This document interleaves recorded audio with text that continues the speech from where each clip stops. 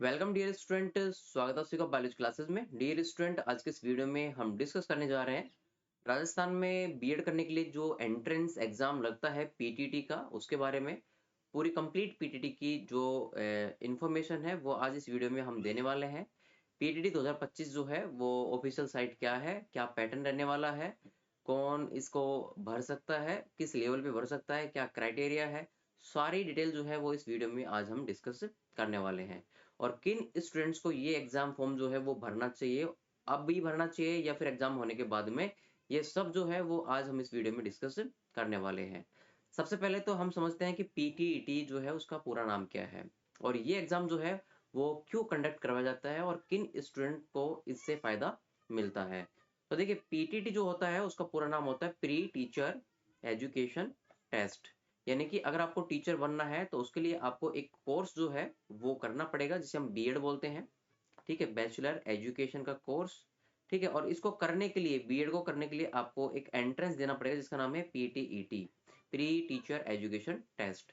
ठीक है, और ये जो है टेस्ट वो हर साल कंडक्ट करवाया जाता है अपने स्टेट गवर्नमेंट के द्वारा। ठीक है, जो कि राजस्थान गवर्नमेंट करवाती है पीटीईटी को। और ये जो एंट्रेंस एग्जाम है कोई भी एक यूनिवर्सिटी जो है वो कंडक्ट करवा सकती है। जो इस बार कंडक्ट करवा रही है उसका नाम है VMOU, यानी कि वर्धमान महावीर ओपन यूनिवर्सिटी। ठीक है, ये यूनिवर्सिटी जो है वो इस बार पीटीटी का एग्जाम करवा रही है। ठीक है, और पीटीटी का पूरा नाम हमने यहाँ पर डिस्कस कर लिया। अभी जो पीटीटी का जो एग्जाम है वो 2 लेवल पे जो है वो कंप्लीट करवाया जाता है। यानी कि इसको कौन कौन से स्टूडेंट जो है वो अप्लाई कर सकते हैं। तो देखो, पीटीटी जो है वो एक तो 10+2 के लेवल पे होता है, यानी कि 12वीं पास करते ही आप बीएड वाले डिग्री में या बीएड वाले कोर्स में आप एडमिशन ले सकते हो। ठीक है, और एक होता है यूजी और पीजी करने के बाद में। ठीक है, यूजी मतलब होता है अंडर ग्रेजुएशन और पीजी मतलब होता है पोस्ट ग्रेजुएशन। यानी कि यूजी में तो आता है जैसे कि आपने बीए कर रखी हो या आपने फिर बीएससी कर रखी हो या आपने आपने बीकॉम कर रखी हो।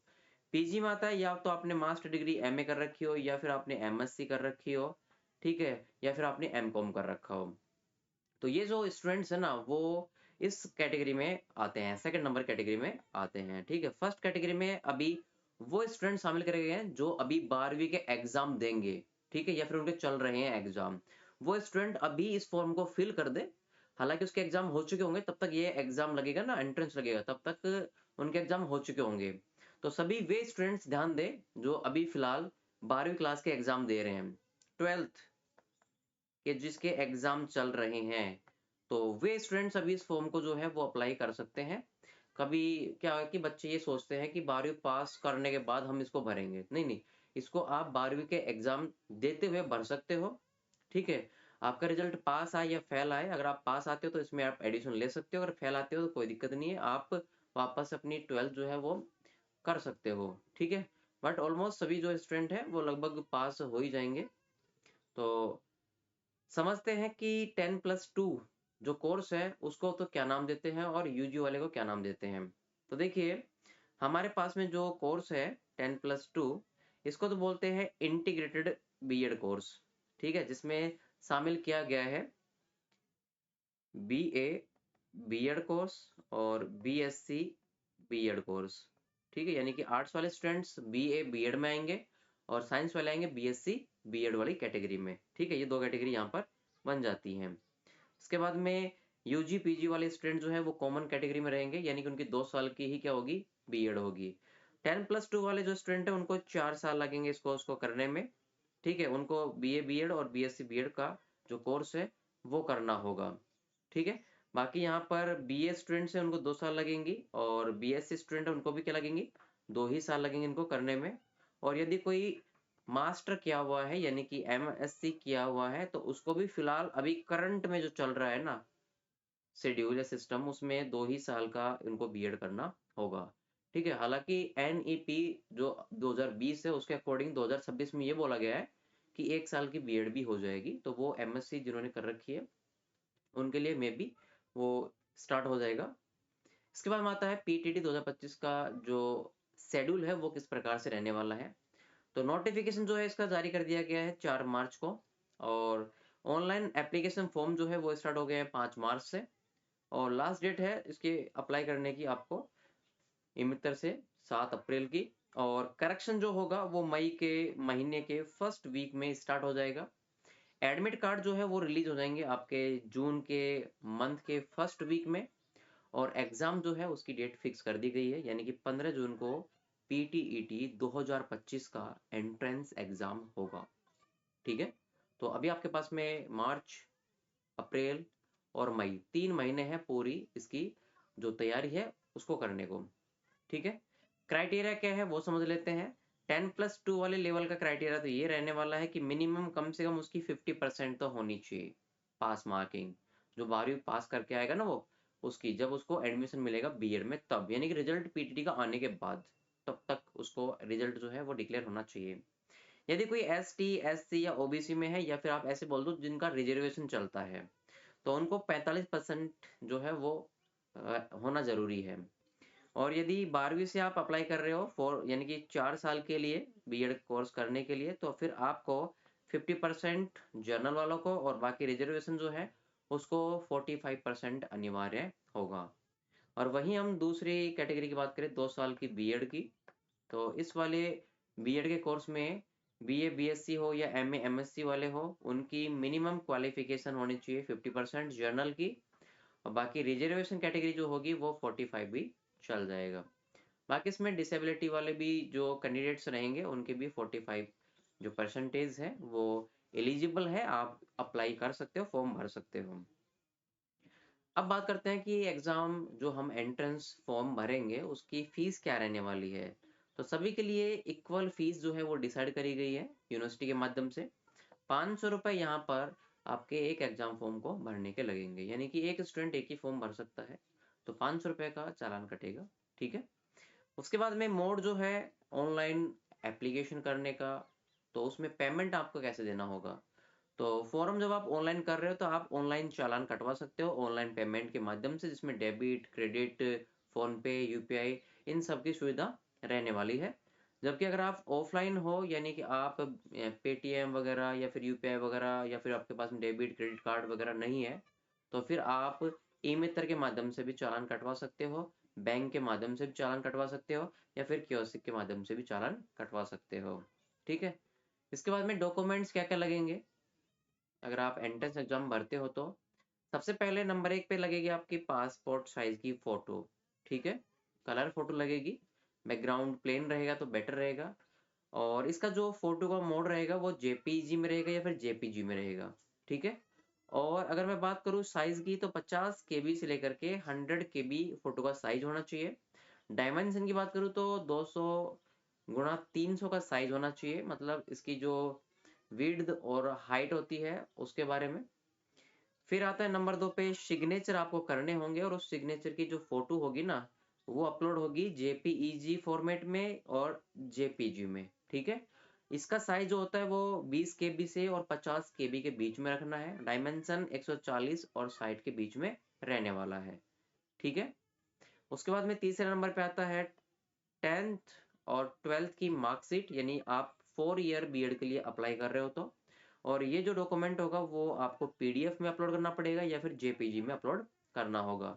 उसके बाद में 4th नंबर पे जो डॉक्यूमेंट है वो आता है, अगर आप 2 साल की बीएड कर रहे हो तो फिर आपका ये तीसरे नंबर का स्किप हो जाएगा, और इसके बदले में आपको ये वाला 4th नंबर का जो है वो अपलोड करना होगा, यूजी फाइनल ईयर की मार्कशीट। ठीक है, और इसके बाद में 5वें नंबर पे आपका आधार कार्ड जो है वो लगेगा। इसमें ये स्कैन नहीं होगा, लेकिन आधार नंबर से आपका फॉर्म जो है वो फिल होगा। अगर आधार कार्ड नहीं है तो फिर आप कोई भी दूसरा जो गवर्नमेंट जिसमें फोटो लगा हुआ जो आइडेंटिटी कार्ड होता है ना उसका आप यूज ले सकते हो। ठीक, इसके बाद में 6 नंबर पे डॉक्यूमेंट है कैटेगरी सर्टिफिकेट, यानी कि आपकी जो कास्ट है वो क्या है उसका सर्टिफिकेट आपको अपलोड करना होगा। ये जो अपलोड है कास्ट सर्टिफिकेट, आपको बीएड में एडमिशन मिलने से पहले पहले ये कैसा होना चाहिए, ये न्यू होना चाहिए, यानी कि 6 महीने पहले जो है वो नहीं होना चाहिए मे बी। ठीक है, यानी कि आपको दिक्कत नहीं आएगी। उसके बाद में 7वें नंबर का, हाँ, अब आप ये कहोगे सर एडमिशन के टाइम पे होना चाहिए या फिर फॉर्म भरते समय। फॉर्म भरते समय आप ओल्ड वाले से भर सकते हो, बट जब आपको कॉलेज मिलेगी बीएड करने के लिए, तो वहां पर आपको जो है वो 6 महीने से पहले पहले का कास्ट सर्टिफिकेट नहीं दिखाना है, या फिर आप नहीं लगाओगे। ठीक है, न्यू है, बनवा लेना एग्जाम देने से पहले पहले 3 महीने अभी तो। ठीक है, फिर उसके बाद में आता है, अगर आपके पास में इकोनॉमिक सर्टिफिकेट है, आपकी पुअर कंडीशन है आर्थिक रूप से, तो आपके पास में ईडब्ल्यूएस सर्टिफिकेट होगा, ये अप्लाई कर सकते हो। अगर ये नहीं है और आप इस कैटेगरी में आते हो कि आप कोई दिव्यांग हो, पीडब्ल्यूडी वाले हो, तो फिर यहाँ पर आप पीडब्ल्यूडी सर्टिफिकेट भी अप्लाई कर सकते हो। ठीक है, अब ये तीनों सर्टिफिकेट यहाँ पर क्यों अलग अलग दिए गए हैं, उसका पीछे एक रीजन है।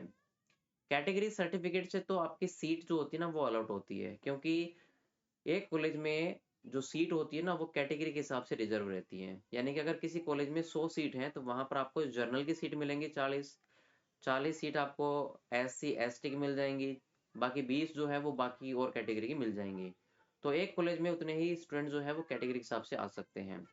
ईडब्ल्यूएस की अलग रहती है कैटेगरी, पीडब्ल्यूडी की अलग रहती है कैटेगरी। ठीक है, इसके बाद में ऑफिशियल साइट कौन सी है जिसमें आप अपना जो एप्लीकेशन फॉर्म है वो ऑनलाइन करवाओगे, या खुद घर बैठे लैपटॉप कंप्यूटर या फिर मोबाइल फोन से भी भर सकते हो, बाकी ईमेल से तो भरा जा सकता है।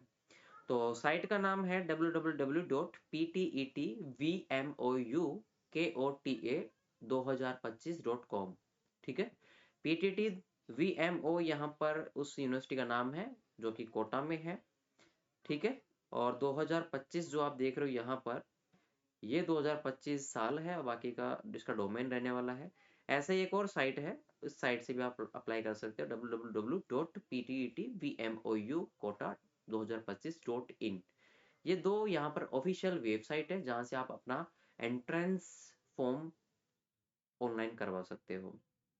इसके बाद बात आती है एग्जाम पैटर्न की, कि एग्जाम में कौन कौन सा जो है सिलेबस वो आने वाला है, सब्जेक्ट कौन कौन से रहने वाले हैं। तो फर्स्ट सब्जेक्ट रहेगा मेंटल एबिलिटी का, मानसिक सक्षमता का, जिसके 50 क्वेश्चन जो है वो आने वाले हैं।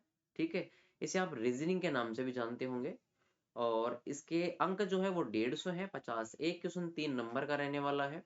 दूसरा सब्जेक्ट है टीचिंग एप्टीट्यूड, यानी कि शिक्षण विधियों के बारे में, और इसके भी 50 क्वेश्चन आने वाले हैं, और 50 क्वेश्चन जो है वो 150 अंक के रहेंगे। तीसरा जो हमारे पास में सब्जेक्ट है वो है जर्नल नॉलेज का, जो कि जीके का है, और इसके भी 50 जो क्वेश्चन है वो रहेंगे, 150 अंक है। इसके बाद में फोर्थ सब्जेक्ट है लैंग्वेज, जिसमें हिंदी और इंग्लिश और मे भी थोड़ा सा कंप्यूटर भी इसमें आएगा। ठीक है, तो 50 नंबर 50 क्वेश्चन इसके आएंगे जो कि 150 अंक के होंगे। टोटल क्वेश्चन 200 रहेंगे, और टोटल मार्क्स आपके 600 के रहेंगे। यहाँ पर एक इम्पोर्टेंट चीज ये है कि आपको इन 200 क्वेश्चन को करने के लिए 3 घंटे मिलेंगे, जिसमें कोई भी किसी भी क्वेश्चन के गलत होने पर कोई भी प्रकार की नेगेटिव मार्किंग नहीं रहेगी, यानी कि आप पूरे क्वेश्चन करके आ सकते हो। टोटल क्वेश्चन 200, 600 नंबर के रहेंगे। और हाँ, मैं आपको एक्सपेक्टेड जो कट ऑफ है, यानी कि आपको कितने नंबर लेने चाहिए जिससे आपको नजदीक में कॉलेज मिल जाएगी, तो उसके लिए है कि यदि आप साइंस से हो तो मे बी आपको 420 जो नंबर है वो लेने ही होंगे, तब आपको नियर बाई कॉलेज आपकी मिल सकती है। ठीक है, और यदि आप आर्ट्स में हो तो आर्ट्स में भी 320 से ऊपर आपके नंबर होने ही चाहिए। ठीक है, तो ये आपकी मिनिमम जो है वो कट ऑफ रखनी है आपको। इसके बाद में जो है, इसके बाद में हम ये समझेंगे कि जो एग्जाम फॉर्म है वो कैसे भरा जाएगा। तो मैं भी जो हम एक नेक्स्ट वीडियो है उसमें बताएंगे कि कैसे हम पीटीटी का एंट्रेंस एग्जाम फॉर्म जो है वो फिल कर सकते हैं। ठीक है, तब तक आप ये जो पूरा सिनेरियो है वो समझ सकते हो, और इसका जो मैं लिंक है वो डिस्क्रिप्शन में डाल दूंगा, वहां से आप इसको डाउनलोड कर सकते हो। ठीक है, बाकी अभी 3 महीने आपके पास में तैयारी करो और एग्जाम को क्लियर करो। ठीक है।